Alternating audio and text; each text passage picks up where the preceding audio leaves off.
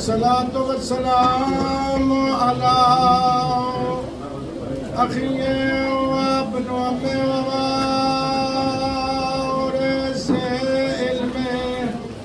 علم الأولين والآخرين أسد الله الغالب غالب على كل غالب مولانا أبي الحسن علي بن أبي طالب صلوات الله.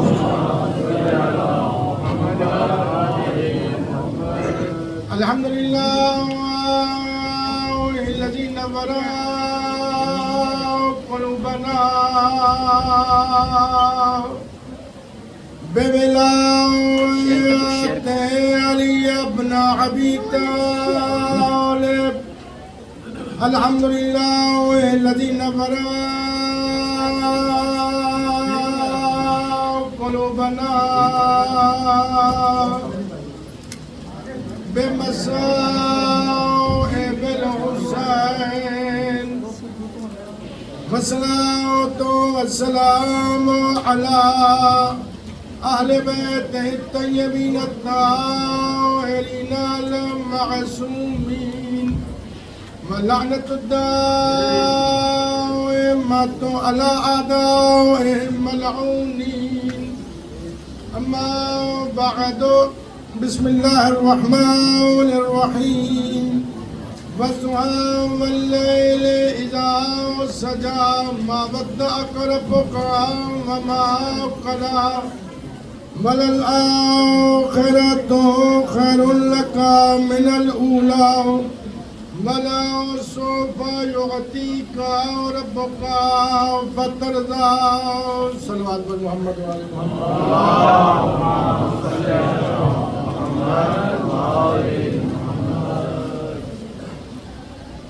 میں دعا ہے پروردگار عالم آپ تمام حضرات کا اس مقدس مقام پہ چل کے آنا اپنی بارگاہ میں منظور و مقبول فرمائے. پروردگار عالم آپ کو کوئی غم نہ دے سوائے غم اہل بیت اطہار کے. اور حاضرین میں سے جو بھی دلی حاجات رکھتے ہیں باب الحوائج کے صدقے میں، حضرت قمر بنی ہاشم کے صدقے میں، بااللہ تجھے واسطہ سقائے سقینہ حجاب زینب کا ان کی دلی حاجات کو پورا فرما. اللہ تجھے واسطہ چہردہ معصومین کی عزت و عظمت و جلالت کا جو لوگ بھی یہاں پہ دام در میں سخن شرکت کرتے ہیں اور بالاخص جو نظر و نیاز کا اہتمام کرتے ہیں، جہاں پہ ذکر و اذکار کرتے ہیں، نواخوانی کرتے ہیں، ماتمداری کرتے ہیں، بااللہ تجھے واسطہ چہردہ معصومین علیہ السلام کا ان کی اس عبادت کو اپنی بارگاہ میں منظور و مقبول فرما. اور بااللہ جو واسطہ بیمار کربلا کی بیماری کا جو بھی بیمار ہیں انہیں صحت کامل و عاجل عطا فرما. بالاخص حیدریہ پاک حیدریہ ایسوسی ایشن کے بانیان سے تعلق رکھتے ہیں سید وجیہ الحسن جعفری صاحب، بااللہ ان کو صحت کامل و عاجل عطا فرما. اور ایک اور صاحب بیمار ہیں محمد علی صاحب، بااللہ تجھے واسطہ چہردہ معصومین کی عزت و عظمت کا محمد علی کو صحت کامل و عاجل عطا فرما. برادران گرامی قدر، جیسا کہ آپ کو معلوم ہے کوئی بھی ادارہ، کوئی بھی امام بارگاہ، کوئی بھی مسجد، کوئی بھی جو ادارہ ہوتا ہے اس کو چلانے والے مختصر سے لوگ ہوتے ہیں، لیکن وہ ادارہ پوری ملت کے لیے ہوتا ہے، سب لوگوں کے لیے ہوتا ہے. یعنی یہ ادارہ کسی ایک کے لیے نہیں ہے، پوری ملت کا ادارہ ہے. آپ میں سے ہر ایک شخص کے لیے یہ ادارہ ہے. اور یہاں کے جو منتظمین ہیں اور انہوں نے بہت بڑی تگ و دو کی اور یہاں پہ اہتمام کیا. اگر میں ساروں کا نام نہ لے سکوں تو معذرت چاہوں گا. آغاز میں ہی پاک حیدریہ ایسوسی ایشن کے صدر ملک شمشاد صاحب اور یہاں پہ دوسری جتنی کیبنٹ ہیں ان کے جتنے ارکان ہیں، خاور شاہ صاحب، حسن مہدی بھائی، دوسرے وہ شمشاد کیا نام ہے ان کا، عقیل شاہ صاحب اور پیر شبیع الحسن شاہ صاحب، جتنے بھی دوسرے لوگ ہیں سب لوگوں کو پارے الہات تجھے واسطہ چہارتا معصومین کی عزت و عظمت کا، ان کی اس عبادت کو اپنی بارگاہ میں منظور و مقبول فرما۔ اور کچھ لوگ خصوصاً جو کچن میں کام کرتے ہیں، ہم لوگ تو آتے ہیں مجلس پڑھی اور لنگر کھایا چلے گئے، اور وہ پورا اس عشرہ محرم الحرام میں ہمارے لیے اہتمام کرتے ہیں، حسن مہدی بھائی اور اسد اللہ افتخار بلتی صاحب اور لیاقت بھائی، حسین رضا بھائی، اور خاص طور پر جی عقیل شاہ صاحب اور نوید شاہ صاحب، جی ہاں، بار اللہ تجھے واسطہ چہارتا معصومین کی عزت و عظمت و جلالت کا، ان کی اس عبادت کو اپنی بارگاہ میں منظور و مقبول فرما۔ بار اللہ تجھے واسطہ چہارتا معصومین کی عزت و عظمت کا، یہاں پہ ہمارے اسٹیٹ سیکرٹری بیمار ہیں، بار اللہ تجھے واسطہ چہارتا معصومین کی عزت و عظمت کا حیدر بھائی کو صحت کامل و عاجل عطا فرمائے۔ بار اللہ ہم تمام کے بچوں کو بالاخص حیدر بھائی کے بچوں کو نیک و لائق بننے کی توفیق عطا فرمائے۔ ہمارے برادر عزیز شاہد حسن صاحب ہمارے بڑے ہی اچھے شاعر اور ماشاءاللہ عظیم شخصیت ہیں، اقبال شاہ صاحب، بار اللہ ان کی توفیقات میں اضافہ فرمائے۔ ہو گیا اعلان کر دیں، صلوات پر محمد و آل محمد۔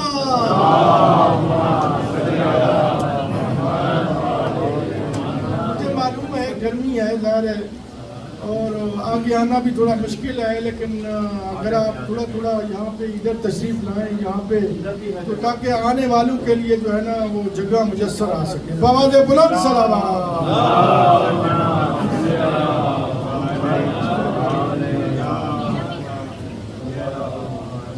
جو ہے برادران گرامی کا ایک مجلس کی قبولیت کے لیے بآواز بلند صلوات۔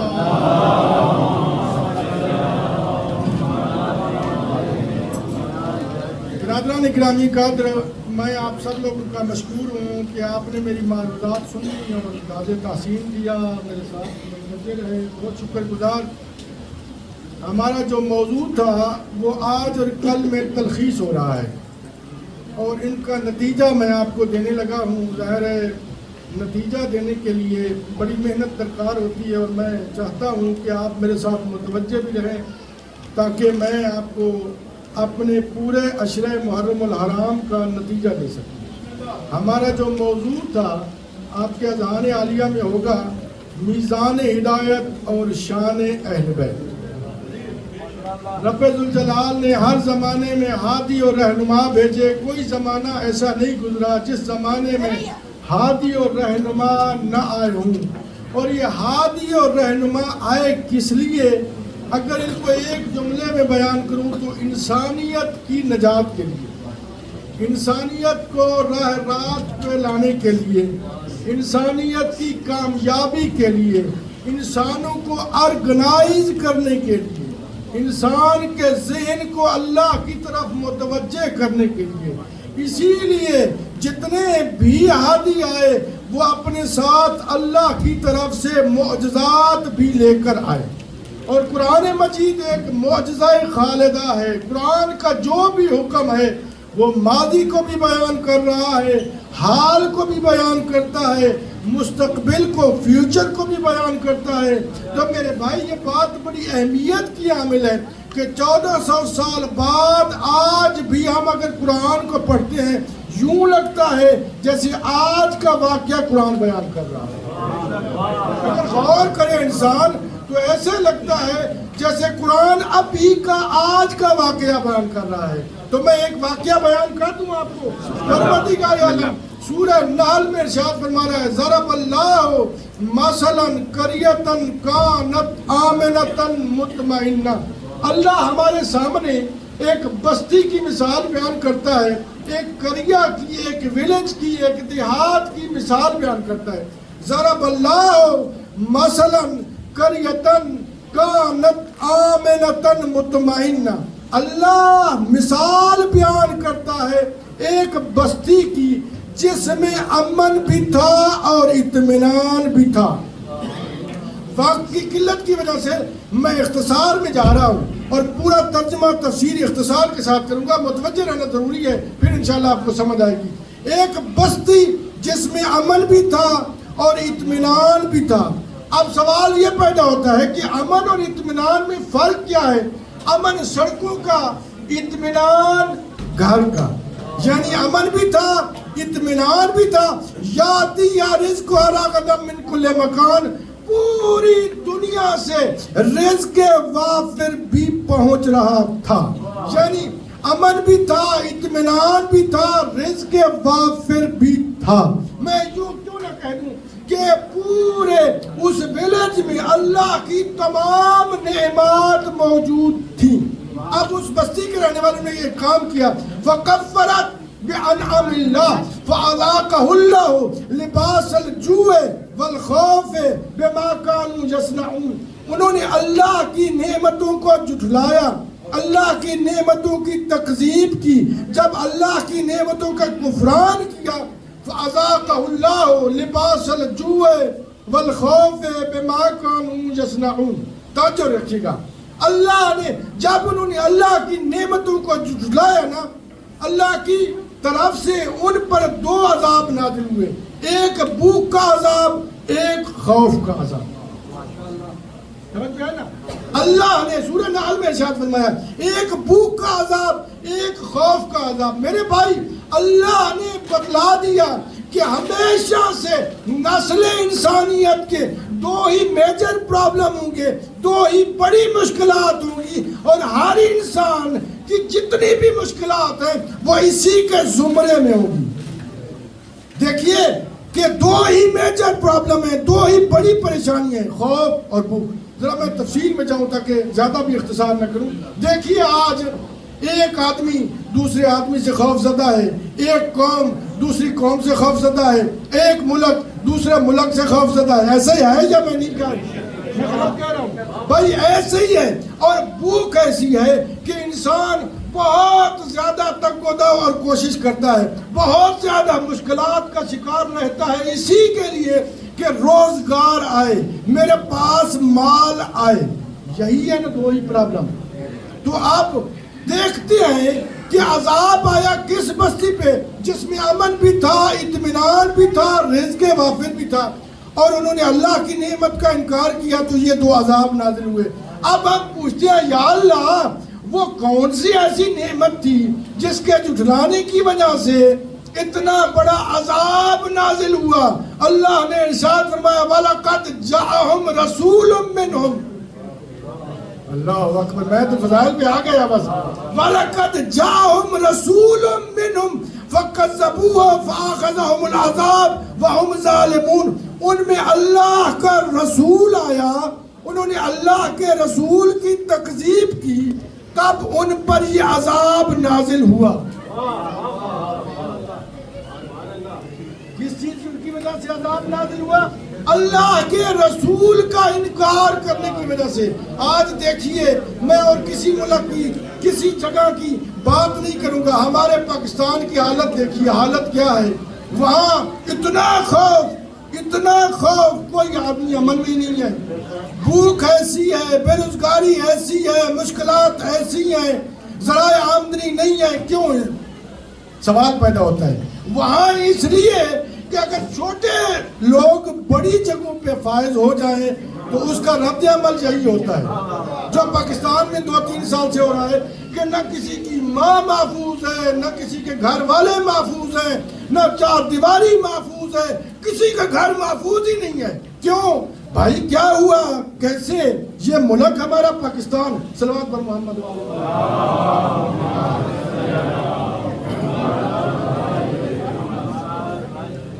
بابا دے بلند سلامات۔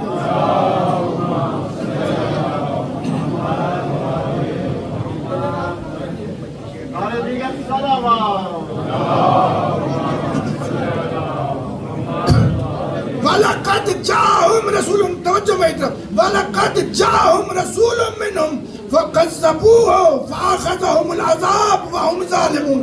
ان میں اللہ کا رسول آیا، انہوں نے اللہ کے رسول کی تکذیب کی۔ اب میرا سوال یہ ہے بھائی ملت اسلامیہ اس مشکلات کا شکار کیوں ہے؟ کیا کہیں ایسا تو نہیں کہ ہم زبان سے لا الہ الا اللہ محمد الرسول اللہ کہتے ہوں، در حقیقت عمل میں اتباع محمد نہ ہو؟ آپ نے سن لیا، بڑے سخت جملے تھے، آپ نے سن لیا، میرے ساتھ متوجہ ہو گئے میرے بھائی، ضروری ہے۔ اور پھر کیا کہیں ایسا تو نہیں ہے کہ جسے رسول نے منوایا رسول کو تو مانا، جسے رسول اللہ نے منوایا اس کو نہیں مانا، جسے رسول اللہ نے صلوات پر محمد و آل محمد، متوجہ میں طرف نہیں ہے بھائی، کہ جسے رسول اللہ نے منوایا اس کو نہیں مانا۔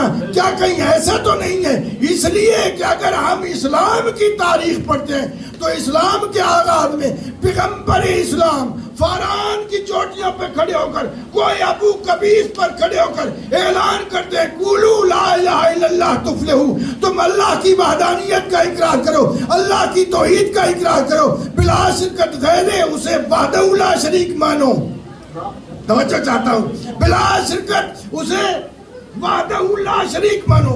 اب کفار و مشرکین آئے بڑے گھمنڈ کے ساتھ، بڑے تکبر کے ساتھ، بڑے غرور کے ساتھ کہ یا رسول اللہ، اے محمد، یا رسول اللہ تو میں کہہ رہا ہوں، وہ تو رسول مانتے نہیں تھے، کہا اے محمد اپنے خدا کا پرچار نہ کہو، لا الہ الا اللہ نہ کہو، اور ہمارے خداؤں کو برا مت کہو۔ یہ دو اعلان لے کے آئے بڑے کمانڈ کے ساتھ۔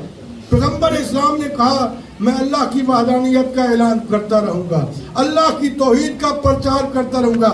اب دوبارہ وہ چلے گئے، دوبارہ آپ پیغمبر اسلام کے پاس نہیں آئے، اس کے پاس گئے جو کلید بردار خانہ کعبہ تھا، جو رئیس مکہ تھا، جو فاتح قریش تھا، توجہ ہے نا، جو سردار قریش تھا، اس کے پاس ہے، آ کر کہا اے ابو طالب، جو محافظ رسالت تھا، جو محافظ شریعت تھا، جو محافظ دین تھا، جو قریش کا سردار تھا، اس کے پاس آئے، صلوات پر محمد و آل محمد، اس کے پاس آئے اور آ کر کہا کہ ابو طالب اپنے اس بیٹے کو کہو کہ یہ ہمارے خداؤں کو برا مت کہے، اپنے خدا کا پرچار نہ کرے۔ اگرچہ وہ کافر تھے، مشرک تھے، جانتے تھے کہ یہ جو اعلان توحید ہو رہا ہے ان کے پیچھے ابو طالب کا کردار ہے۔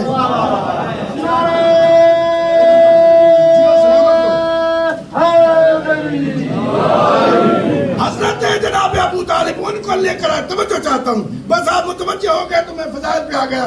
وہ حضرت ابو طالب نے کہا میرے ساتھ چلو، پیچھے پیچھے کفار و مشرکین چلے، آگے جناب ابو طالب چلے، اور انہوں نے آ کر کہا، ابو طالب نے ایک جملہ کہا، اسی جملے پہ اگر متوجہ ہوئے تو فضائل ہو جائے گا۔ کہنے لگے یہ کافر کہتے ہیں، یہ مشرک کہتے ہیں، تاریخ میں ابو طالب نے بتلا دیا کہ کافر و مشرک اور ہے، ابو طالب اور ہے۔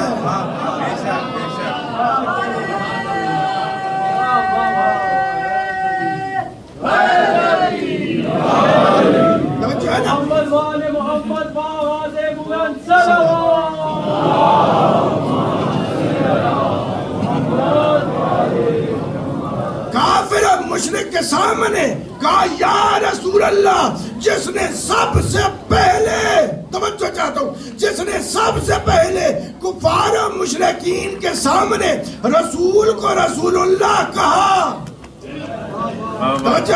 اور ایک مرتبہ یہ کافر کہنے لگے یا رسول اللہ ہم چاہتے ہیں، اگر آپ کو دولت چاہیے ہم دولت دیتے ہیں۔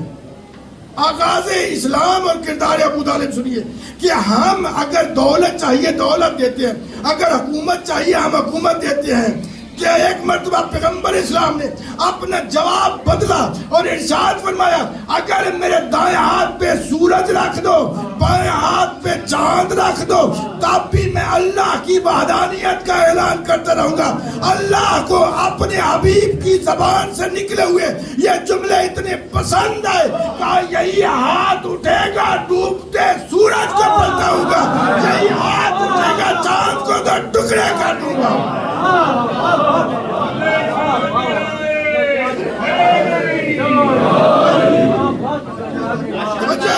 اور جب پیغمبر اسلام نے کہا کہ میں اعلان توحید کرتا رہوں گا تو سب سے پہلے حضرت ابو طالب نے ایک ہاتھ قبضہ تلوار پہ رکھا, ایک ہاتھ شانہ مصطفیٰ پہ رکھا, ان کافروں ان مشرکوں کے سامنے ان کی آنکھوں میں آنکھیں ڈال کے کہا اے بیٹا محمد تو اللہ کی وحدانیت کا اعلان کر, تو اللہ کی توحید کا اقرار کر, جب تک میں محمد کا آخری خون کا قطرہ موجود ہے یہ کافر یہ مشرک تیرا کچھ نہیں بگاڑ سکتے. اللہ کو یہ اتنا پسند آیا شان مصطفیٰ پہ ہاتھ رکھنا ابو طالب کا اتنا پسند آیا, کہا اے ابو طالب یہی شانہ ہوگا, اسی شانے پہ تیرا بیٹا سوار ہو کے ان کے پتوں کو گرائے گا.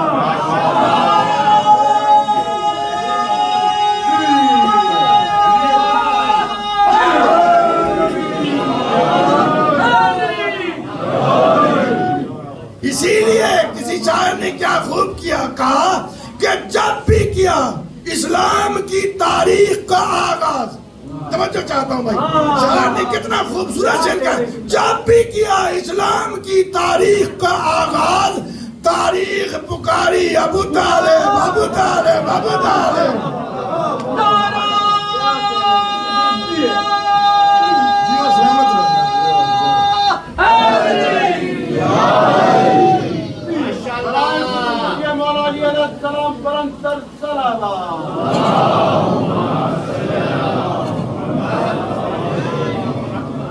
اور یہی وجہ ہے کہ جب دیکھا کہ کفار و مشرکین نے دیکھا کہ ہم اللہ کی وحدانیت کا اعلان اور پرچار نہیں روک سکتے تو انہوں نے سوشل بائیکاٹ کیا. توجہ چاہتا ہوں آپ, انہوں نے سوشل بائیکاٹ کیا. اسلام کا آغاز پڑھ رہا ہوں تاکہ نتیجہ دے سکوں. انہوں نے سوشل بائیکاٹ کیا. سوشل بائیکاٹ کیا تھا؟ کفار و مشرکین کا مسلمانوں کے ساتھ کیا معاہدہ تھا؟ معاہدہ یہ تھا کہ جب تک ہم نہیں چاہیں گے تم مکہ میں داخل نہیں ہو سکتے. آپ نے توجہ ہی نہیں کی. میں آپ کو دیکھ رہا ہوں بڑے غور سے کہ کتنے تک میری بات سمجھ آ رہی ہے آپ کو. معاہدہ کن کا تھا؟ کن سے؟ کفار و مشرکین کا مسلمانوں سے. شعب ابی طالب میں تھے کون؟ خاندان ابو طالب. ہائے ہائے ہائے, شعب ابی طالب میں خاندان ابو طالب کے علاوہ کوئی تھا نہیں, اور یہ معاہدہ لکھا گیا. اب معاہدے کے بعد جب بھی حضرت ابو طالب کو یہ معلوم ہوتا کہ ہو سکتا ہے یہ کافر رات کو شب میں یہ شب خون مارے جنگ کریں, ہو سکتا ہے پیغمبر اسلام پہ حملہ کریں, تو جناب ابو طالب یہ کرتے کہ پیغمبر اسلام کو بستر سے اٹھا لیتے, علی کو سلا لیتے. پیغمبر اسلام کو اٹھا کے علی کو سلا دیتے. اب میں کہتا ہوں حضرت ابو طالب کے اور بھی بیٹے تھے, جعفر, طالب, عقیل, فقط علی کو رسول کے بستر پہ کیوں سلاتے؟ اس لیے کہ جناب ابو طالب جانتے تھے معصوم کے مقام پہ معصوم ہی آ سکتا ہے. برائے خوشنود یہ مولا حسین علیہ السلام بلند تر سلامات.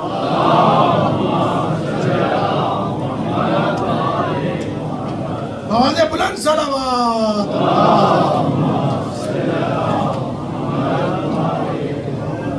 اور برادران گرامی قدر, اب میں ایک اور اسی بات سے آپ کو متوجہ کہنا چاہتا ہوں کہ جب بھی خطرہ ہوتا ہے نا, فطرت انسانی کا تقاضا ہے, انسان کی فطرت کا تقاضا ہے کہ وہ بیٹا بچا لیتا ہے, بھتیجا قربان کر دیتا ہے. لیکن یہاں پہ تمام مورخین نے لکھا کہ حضرت جناب ابو طالب بھتیجے کو بچا رہے تھے، بیٹے کو قربان کر رہے تھے۔ وجہ کیا ہے؟ جناب ابو طالب کے ایمان کا نام ہے محمد، نام ہے محمد۔ اس لیے جناب ابو طالب اپنا بیٹا قربان کر رہے تھے، بھتیجا بچا رہے تھے۔ صلوات پر محمد و آل محمد۔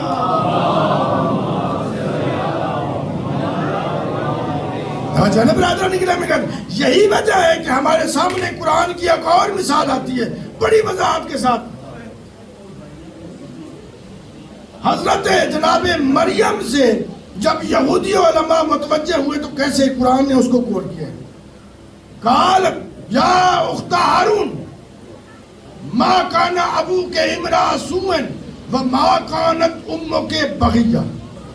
حضرت جناب مریم کو بیت المقدس سے نکالا گیا کہ بیٹا بیت المقدس میں پیدا نہ ہو، ملائکہ نے حکم دیا تاکہ باہر چلی جائے، یہ اللہ کا گھر ہے۔ میں کہوں گا عجیب ہے، جناب مریم کو نکالا گیا، جناب فاطمہ کو بلایا گیا۔ متوجہ ہے تو میرے ساتھ باہر چلی گئی اور کچھ عرصے کے بعد اپنے ہاتھوں پہ بیٹا اٹھا کر لائی۔ یہ قرآن کی آیات کا ترجمہ کر رہا ہوں۔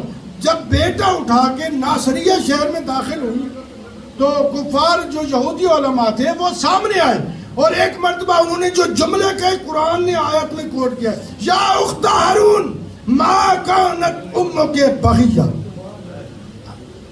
اے ہارون کی بیٹی، نہ تیرا باپ بد کردار تھا نہ تیری ماں بد کردار تھی۔ کہہ رہے تھے کہ تیرا ماں باپ بد کردار نہیں تھا، پھر یہ بغیر شوہر کے بچہ، بغیر باپ کے بچہ، جب انہوں نے کہا نا تو اللہ نے حکم دیا کہ جناب مریم کو کہ آپ نے خاموش رہنا ہے اور روزہ رکھا۔ اب جناب مریم نے، قرآن نے کوٹ کیا فَإِشَارَتْ إِلَيْهِ، جناب مریم نے 3 دن کے عیسیٰ کی طرف اشارہ کیا۔ انہوں نے یہودی علماء نے جو جملے کہے وہ قرآن نے کوٹ کیا، کیفا نکلمو من کانا فی المہد صبیہ، یہ کیسے گفتگو کر سکتا ہے جو 3 دن کا بچہ ہے۔ اب اعتراض کیا تھا؟ بولیے ذرا، اعتراض کیا تھا؟ اعتراض یہ تھا کہ تیرا ماں باپ بد کردار نہیں تھا، پھر بغیر شوہر کے بچہ۔ فَإِشَارَتْ إِلَيْهِ، اللہ کے حکم سے جناب مریم نے حضرت عیسیٰ کی طرف اشارہ کیا اور جناب عیسیٰ نے اپنی زبان سے جملے نکالے، انی عبداللہ اتانی الکتاب وجعلنی نبیہ، میں اللہ کا بندہ ہوں، اللہ نے مجھے نبی مبعوث کیا، اللہ نے مجھے کتاب عطا کی۔ جتنے بھی یہودی علماء تھے وہ سب دوڑ گئے، کیوں؟ اس لیے وہ جانتے تھے کہ جو ولی یا نبی ہوتا ہے، جو امام ہوتا ہے، ان کے ماں باپ کے کردار میں شک کی گنجائش نہیں۔ محمد والے محمد علیہ السلام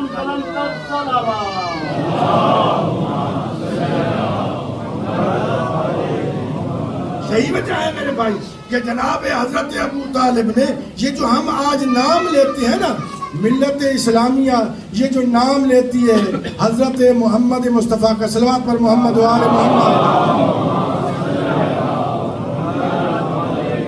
یہ جو ہم نام لیتے ہیں، یہ جو نام محمد ہے، یہ نام محمد کو کس نے عطا کیا؟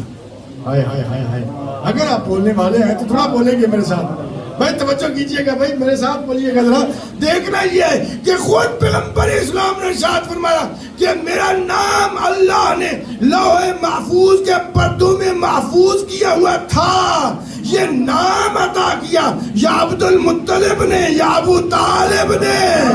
اب مانیے کہ ابو طالب یا عبد المطلب بھائی مکہ میں بیٹھ کر لوح محفوظ کا مطالعہ کر رہے تھے۔ صلوات پر محمد و آل محمد۔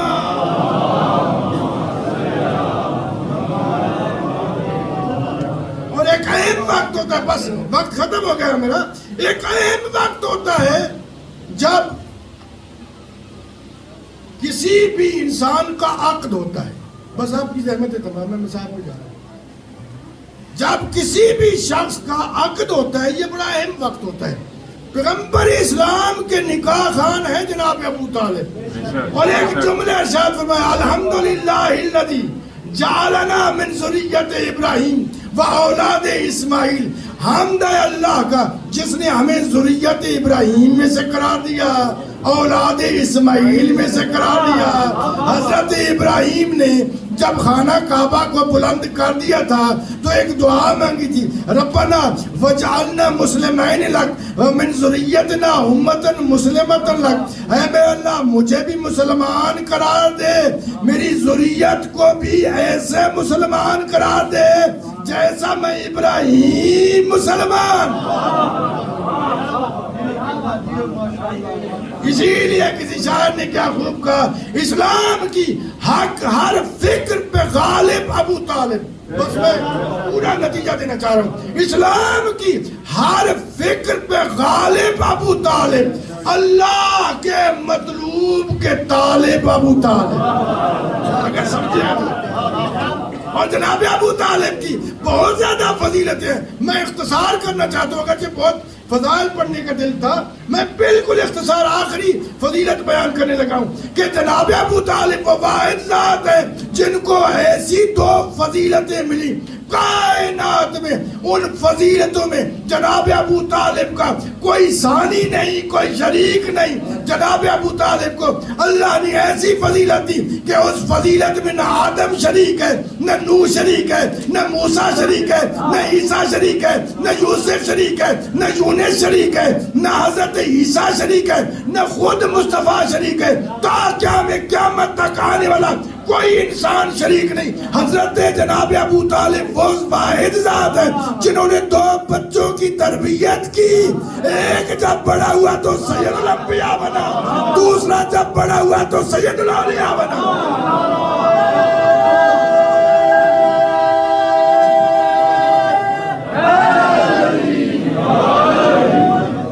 محمد والے محمد آواز بلند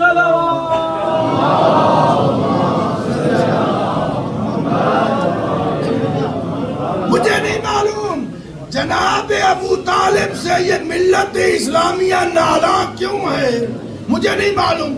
بہت تحقیق کی, ایک شاعر کا شعر میرے سامنے آیا, ہو سکتا ہے معلوم ہو سکے کہ جناب ابو طالب سے یہ ملت اسلامیہ ناراض کیوں ہے. توجہ چاہیے گا بھائی, توجہ ہے آپ کی, میں شعر پڑھوں. ابو طالب بس اس خطا پہ تجھے اس جہاں نے چھوڑا ہے, بڑی توجہ چاہتا ہوں. ابو طالب بس اس خطا پہ تجھے اس جہاں نے چھوڑا ہے کہ تیرے لال نے ان کے بتوں کا دوڑا ہے.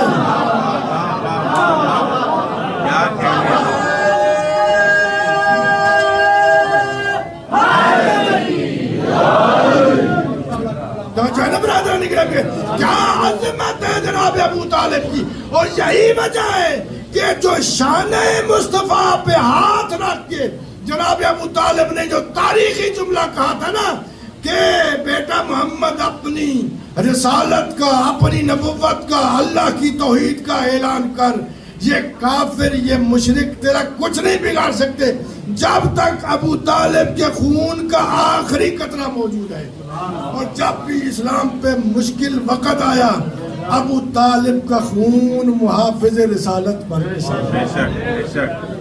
بس میرے بھائی یہی وجہ ہے کہ جس طرح, بس دو دل چاہتا ہے اگرچہ فضائل پڑھنے تھے مجھے حضرت عباس کے, لیکن چونکہ وقت بالکل ختم ہو گیا ہے, دو جملے سن لیجئے. جس طرح علی نے 13 رجب کو اپنی آنکھیں کھولی دست رسالت پہ, اسی طرح عباس نے اپنی آنکھیں کھولی حسین کے دست امامت پہ. بڑی مہربانی, آپ کی سلامت رہے. اسی طرح اور جناب حضرت ابو طالب کے تاریخ میں یہ جملے ملتے ہیں کہ جناب سیدہ زینب نے چلانا سکھایا اور ناز و نخرے کر رہے تھے کہ ایک مرتبہ حضرت جناب ام البنین نے بلا کر کہا, عباس تجھے معلوم ہے تو کون ہے اور یہ کون ہے؟ میں تجھے بتلانا چاہتی ہوں یہ زہرا کی بیٹی ہے، تو کنیز کا بیٹا ہے۔ آج کے بعد عباس کبھی زینب کو بہن نہ سمجھنا، حسین کو بھائی نہ سمجھنا، ان کو اپنا آقا سمجھنا اور تو اپنے آپ کو غلام سمجھنا۔ اگرچہ آپ مساجد پہ جا رہے ہیں لیکن چونکہ سال میں ایک مرتبہ مجلس ہوتی ہے، بڑا اہم جملہ میرے ذہن میں آ گیا آپ کی محبتوں کو دیکھ کر، ایک جملہ سن کے مساجد پہ جائیے گا۔ بھائی جس طرح اللہ نے جبرائیل کو بیت المعمور سے علم اسلام دے کے بھیجا، پیغمبر اسلام کے پاس جبرائیل علم اسلام لے کر آیا جنگ کے میدان میں، اور پیغمبر اسلام نے یہ کہتے ہوئے یہ علم دیا علی کو، کیا انی لأوتین رایتن غدن رجلن کرارن غیر فرار، کال علم اسلام میں علی کو دوں گا۔ علم اسلام ملا میرے آقا علی مرتضیٰ کو، اور میرے آقا علی مرتضیٰ نے وہ علم اسلام جنگ صفین کے میدان میں یہ کہتے ہوئے عباس کو دیا، انی لأوتین رایتن غدن لابن العباس، کہ یہ جو علم اسلام ہے یہ علم اسلام میں عباس کو دوں گا۔ یہ جو ہم علم عباس کہتے ہیں نا، یہ در حقیقت علم اسلام ہے۔ میرے آقا عباس نے اس علم کے ساتھ اس قدر وفا کی ہے کہ تا قیامت تک ہے تو علم اسلام، لیکن کہلایا جائے گا علم عباس۔ اللہ، یہی وجہ ہے کہ میرے آقا عباس ہر زمانے میں زینب و حسین کی خدمت میں حاضر رہے، ان کو آقا سمجھتے رہے، خود کو غلام سمجھتے رہے۔ میں مقدمہ مسائل میں ایک واقعہ بیان کرنا چاہتا ہوں۔ روایتوں میں ملتا ہے کہ ایک مومنہ تھی، وہ مومنہ یہ چاہتی تھی کہ میں کربلا کی زیارت کے لیے جاؤں۔ بہت غریب تھی، اصفہان کے کسی علاقے کے رہنے والی، ساری زندگی اس کی خواہش تھی کہ میں کربلا جاؤں۔ وہ بوڑھی ہو گئی، اس کا شوہر کا انتقال ہو گیا، بیٹا جوان ہوا، بیٹے سے بیٹا کہتا ہے مجھ سے کچھ مانگو، آپ نے میری تربیت کی ہے، مجھے بڑا کیا ہے، کچھ مانگو۔ کہا بیٹا میری ایک ہی خواہش ہے، وہ زمانہ اور زمانہ تھا، آج بڑا جانا آسان ہے۔ کہا میری ساری زندگی کی ایک ہی خواہش ہے کہ میں کربلا کی زیارت کروں، اور بیٹا اگر ہو سکے تو مجھے کربلا لے جاؤ۔ بیٹے جوان بیٹے نے کہا کہ اماں جان آپ بھی کام کرو، میں بھی کام کرتا ہوں، زادرہ بن جائے گا، پھر میں آپ کو کربلا لے جاؤں۔ یہ بیٹا اپنی ماں کو لے کے کربلا جا رہا تھا، راستے میں کوئی ایسی مرض آئی کہ یہ نوجوان بیٹا فوت ہو گیا، انتقال کر گیا۔ بوڑھی عورت کے پاس دو ہی کام تھے، دو ہی اختیار تھے، یا تو بیٹے کی لاش کو لے کے اپنے وطن چلی جاتی، یا بیٹے کی لاش کو رکھتی کربلا چلی جاتی۔ یہ بڑی عقیدت مانتی، اس نے اپنے بیٹے کو رکھا درخت کے سائے میں، خود چلی گئی کربلا۔ اور جب کربلا گئی ہے تو یہ کربلا میں بڑے آیت اللہ نے واقعہ بیان کیا ہے، بڑے مستند روایت ہے، یہ جب کربلا میں گئی ہے تو حسین کی زری پہ نہیں گئی، یہ گئی ہے حضرت عباس کی زری پہ، اور جوان بیٹے کو کی میت کو رکھ کے آئی تھی۔ ایک مرتبہ یہ عباس کی قبر کا طواف بھی کر رہی ہے اور یہ کہہ رہی ہے یا حجاب زینب یا سقائے سکینہ، یا حجاب زینب یا سقائے سکینہ، اے زینب کے پردوں کے محافظ، اے سکینہ کے معاشقی، میرے بیٹے کو زندہ کیجئے۔ تاریخ میں ملتا ہے ساری رات یہ دعا کرتی رہی۔ جب سورج طلوع ہونے لگا تو دیکھا دور سے ایک گھوڑے سوار ہے جو بڑی تیزی کے ساتھ آ رہا ہے۔ جب قریب آیا تو یہ حیران ہو گئی، یہ تو میرے بیٹے جیسا ہے۔ وہ بیٹا گھوڑے سے اترا، ماں کے قدموں پہ ہاتھ رکھا، ایک مرتبہ کہا اماں عباس کی زری پہ زینب کی پردے کا واسطہ نہ دینا، اماں سکینہ کی پیاس کا واسطہ نہ دو۔ ماں نے پوچھا کیا ہوا؟ کہا میرا روح جا رہا تھا۔ پیغمبر اسلام نے کہا جلدی سے جائیے، میرا عباس قبر میں بے قرار ہے۔ میں کہوں گا 1400 سال بعد عباس کی یہ کیفیت، ہائے عصر عاشور کو کیا حالت ہوگی۔ اس لیے تاریخ میں ایک جملے ملتے، جناب سید زینب نے عاشور کے دن بلا کر کہا عباس 21 رمضان المبارک تھی، بابا کا آخری وقت تھا، عباس بابا نے مجھے تنہائی میں بلایا، بابا نے میرے سر کا بوسہ بھی لیتے تھے، میرے ہاتھوں کا بوسہ بھی لیتے تھے، میرے آقا علی مرتضیٰ روتے تھے۔ جناب سید زینب نے کہا میں نے بابا سے پوچھا بابا اس قدر گریا کیوں کر رہے ہیں؟ مجھے بابا نے بتلایا تھا کہ زینب ایک وقت آئے گا جب تیرے سر پہ پتھر برسائے جائیں گے، جب تجھے پابند رسن کیا جائے۔ میں سوچتی تھی جس کا عباس جیسا بھائی ہو، نہیں شرم کر کے نہیں رونا، شرم کر کے نہیں رونا میرے بھائی۔ امام زین العابدین کے سامنے ایک مسیح خان نے شہادت عباس پڑھی اور ایک شخص امام زین العابدین کا صحابی ساتھ بیٹھا ہوا تھا، اپنے منہ پہ رومال رکھ کے رو رہا تھا۔ میرے امام نے کہا اے میرے صحابی کاش تو کربلا کے میدان میں ہوتا ہے، کاش تو دیکھتا جب عباس زین سے زمین میں آئے تو کہا آقا میں کیسے رو؟ کہا عباس کی شہادت پہ ایسے رویا کرو جیسے بوڑھی ماں جوان بیٹے پہ گریا کرتی ہے۔ اللہ نہ رو۔ میں نے سارا مسائل ختم کر دیا۔ عصر عاشور کو عباس آئے، کہا آقا مجھے موت کی اجازت دیجئے، مجھے جنگ کی اجازت دیجئے۔ حسین نے ایک حسرت بھرا جملہ کہا عباس تو میرے لشکر کا سپہ سالار ہے، کہا تو میرے لشکر کا سپہ سالار ہے۔ عباس نے میدان کربلا میں بکھرے ہوئے لاشوں کی طرف دیکھا اور ایک مرتبہ کہا آقا وہ لشکر کہاں ہے جس کا میں سپہ سالار ہوں؟ اللہ حسین نے ایسا جملہ کہا، اتنا مظلومیت بھرا جملہ کہا عباس تجھے معلوم ہے جب تک تو موجود ہے نا میری بہن زینب کا پردہ محفوظ ہے۔ عباس میں تجھے کیسے اجازت دے سکتا ہوں؟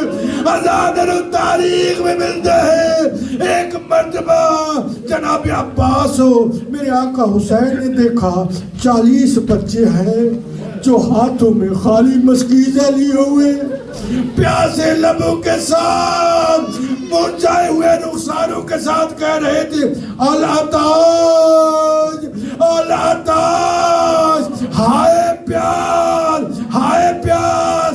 عباس نے دیکھا سکینہ قریب ہے، کہا میرے علی اصغر کا آخری وقت ہے، یہ شہادت کے قریب ہے، کہا مجھے مسکیزہ دیجئے۔ ایک مرتبہ تاریخ میں ملتا ہے عباس کا قد بڑا تھا، بڑے طویل القامت تھے، جو صبر کر کے سن رہے ہیں ان کی اپنی مرضی۔ میں نے مصحف کا آخری جملہ پڑھ رہا ہوں، بڑا عجیب جملہ ہے۔ عباس کا بڑا اونچا قد تھا، 2 رکابے گھوڑے پہ سوار ہوتے تھے، سکینہ کا قد تھا 4 برس کا۔ ایک مرتبہ عباس نے حسین کے سامنے جھکتے اتنے جھکے، عباس کے ہاتھ سکینہ کے قدموں میں پہنچے۔ حسین نے یہ منظر دیکھا، حسین نے کہا عباس تو نے وفا کی مثال قائم کر دی ہے۔ اور ایک مرتبہ مرتبہ حسین نے گھبرا کر کہا عباس وہ آنکھیں، بڑا مرثیہ پڑا حسین نے، عباس وہ آنکھیں جو تیرے خوف سے نہیں سوتی تھی وہ سکون سے سوئے گی، اور وہ آنکھیں تیرے وجود کی وجہ سے جو سکون سے سوتی تھی وہ کبھی نہیں سوئے گی۔ حسین کو معلوم تھا یہ عباس اور سکینہ کا آخری الوداع ہے، حسین کو معلوم تھا، حسین جانتے تھے عباس کی شہادت کے بعد سکینہ کو تماچے لگیں گے، اسی لیے امام زین العابدین سے پوچھا گیا نا سکینہ کس کو زیادہ یاد کرتی تھی؟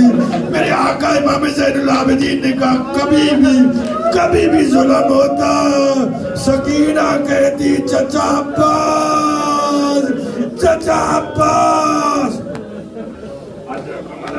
ادرکم اللہ اور آزادارو، یہ مسکیزہ تو پہنا دیا۔ ایک مرتبہ میری آقا زادی زینب نے کہا عباس خیام میں آؤ، میرے آقا عباس اسی حالت میں خیام میں آئے۔ جو بھی شہید گیا ہے نا تو شہادت کے لیے مستورات کہتی والی اکبرہ وا قاسمہ، لیکن عباس ایک جگہ پہ کھڑے تھے، مستورات نے حالہ ڈال لیا۔ بہن کیا کہہ رہی تھی؟ کہہ رہی تھی واحدہ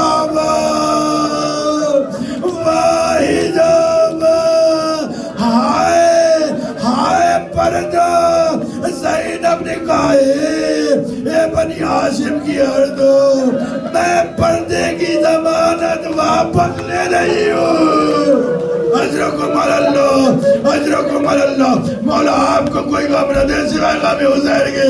آج نہ بلند آواز سے گریہ کیجئے گا میرے بھائی، کیوں؟ اس لیے سب کہو نا ہائے عباس، ہائے عباس۔ ایک جملہ کہتا ہوں اگر متوجہ ہے تو، حسین کو عباس کی شہادت کے بعد ہمارا جب کسی کا بھائی فوت ہو جائے نا اسے پرسہ دیا جاتا ہے، اسے تسلی ہو جاتی ہے، اسے تشفی ہو جاتی ہے۔ میں کہتا ہوں تاریخ میں کہیں نہیں ملتا کہ عباس کا پرسہ حسین کو دیا گیا ہو۔ آج آپ سب آواز بلند کر کے کہو عباس، عباس نہیں شرم کر کے نہیں، عباس واہ حسین۔ عباس کے نہر فرات کے کنارے میں ایک مرتبہ عباس نے نہر فرات کے کنارے پہ قبضہ کیا، پانی کو اپنے ہاتھوں پہ اٹھایا۔ ہائے وفا کے سلطان، ایک مرتبہ ان کو دکھایا اگر ہم چاہیں تو پانی پہ قبضہ کر سکے۔ عباس نے پانی نہیں پیا۔ آقا مازندرانی لکھتے ہیں عباس نے پانی اٹھایا، خیام کی جانب دیکھا۔ عباس کو معلوم تھا زہرا کا بیٹا بھی پیاسا ہے، ہائے سکینہ بھی پیاسی ہے، علی اصغر بھی پیاسا۔ اجرکم اللہ، اجرکم اللہ۔ عباس نے مسکیزہ بھرا، بس آخری جملے، اور چلے خیام کی جانب۔ ایک ملعون نے ایسا وار کیا، عباس کا دایاں بازو شہید ہوا۔ عباس نے کہا سکینہ کا صدقہ۔ اجرکم اللہ، اجرکم اللہ۔ نہیں بھائی شرم کر کے نہ روئیے۔ اور ایک مرتبہ میرے آقا عباس پہ ایسا وار ہوا، بایاں بازو شہید ہوا۔ ہائے عباس نے مسکیزہ کی تنابوں کو اپنے منہ میں لیا۔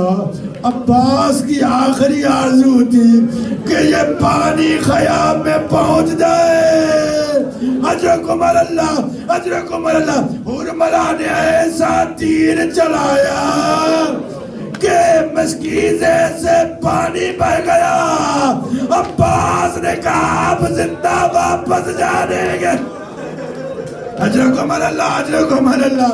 حضرت کمال الزہرا یا زہرا دیکھنے ازادر تاریخ میں ملتا ہے یہ حکم بن طفیل نے ایک ایسا گرز مارا عباس زین سے زمین میں آئے آپ نے سن لیا برداشت کر لیا تصور کیجئے عباس گھوڑے کی زین سے زمین پہ نہیں آ رہے تھے یہ زینب کی چادر لٹ رہی تھی اور میرے بھائی مجھے بتلاؤ اگر دوڑتے ہوئے گھوڑے سے کوئی گرتا ہے تو کس کے سہارے ہاتھوں کے سہارے میرے امام زیارت نائیہ بھی کہتے میرا سلام حسین میں جو دوڑتے ہوئے گھوڑے سے بغیر بالوں کے گرے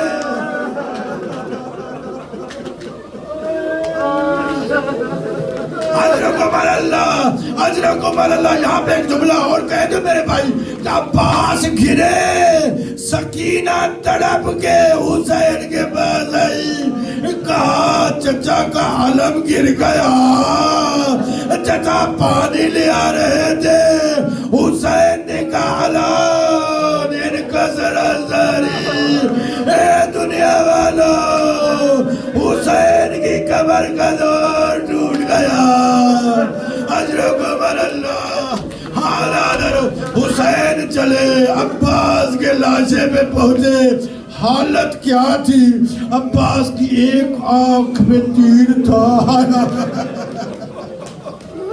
مصائب تو بڑا ہو گیا لیکن چونکہ سال میں ایک مرتبہ پڑھتے ہیں دل کرتا ہے ہر آنکھ اشک بار ہو آزادہ ہو ایک آنکھ میں تیر تھا دوسری آنکھ میں خون تھا عباس کا لاشے کا سر اٹھا کے حسین نے گود میں رکھا عباس نے سر اٹھا کے خاک کربلا پہ رکھا 3 مرتبہ یہ عمل ہوا حسین نے پوچھا عباس کیا ہوا عباس کا لاشا تڑپا عباس نے کہا حسین میرے آقا ہر شہید کا سر اپنی گود میں رکھا ابھی جب آپ گریں گے